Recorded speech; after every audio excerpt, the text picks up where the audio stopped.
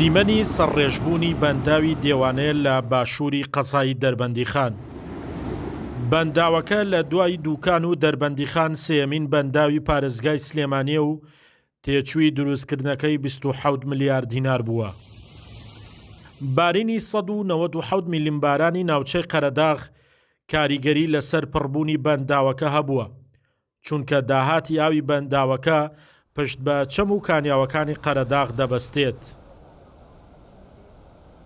بەڕێوەبەری بەنداوی دێوانە دەڵێت توانای بەنداوەکە 24 ملیۆن مەتر سێجا ئاوە و لە 20 ملیۆن مەتر سێجا سەرڕێژ دەکات.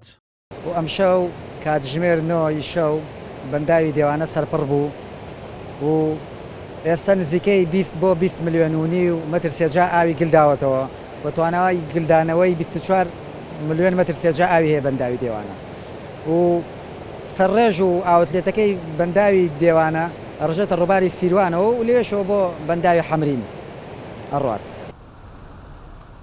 شەپۆلی بارانبارینەکەی شەوی ڕابردوو کاریگەری لەسەر بەرزبوونەوەی ئاستیاوی دەریاچەی دەربەندیخانیش دروست کردووە و لە ماوەی 24 سەعاتدا 6 ملیۆن و 300 هەزار مەتر سێجا ئاو هاتوۆتە دەریاچەکەەوە کە لە دوێنە داهاتی ئامانزیایی کردووە و نێزگەی 17 سانتیم دەریاچەکە بەرز بووەتەوە کە نێزگەی 6 ملیۆن و 300 مەتر سێجارەکە ئەم 17 سانتیمە.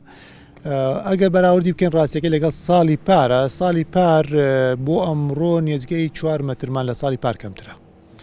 ئەوش بەهۆی ئەوەی کە مانگی 1 و 2 ڕاستیەکەی داهاتمان زۆر کەم بووە، ڕێژەکەیان تقریباً لە 100 تا نیوەی پارمان بۆ هاتووە. بەڵام بەپێی ئەو معلوماتەی کە هەمانە کەشناسی ئەڵێت ئەمساڵ مانگی 3 و 4 ڕێژەی بارانبارین باشترە بێ لە ساڵی پار. بەپێ و داتا و ڕقم و تەوقعاتەشە تەوقعکردنی ساڵی شاڵە هیچ نەبێ بەلای کەمی بگەینە ئاستی ساڵی پار. دەریاچەی دەربەندیخان توانای گلدانەوەی 3 ملیار مەتر سێجا ئاوی هەیە، لە ئێستاشدا ملیارێک و 53 ملیۆن مەتر سێجا ئاوی تێدایە و بە بەراورد بە ساڵی پار 165 ملیۆن مەتر سێجا ئاوی کەمترە. شاخەوان محەممەد، کورسات نیوز، دەربەندیخان.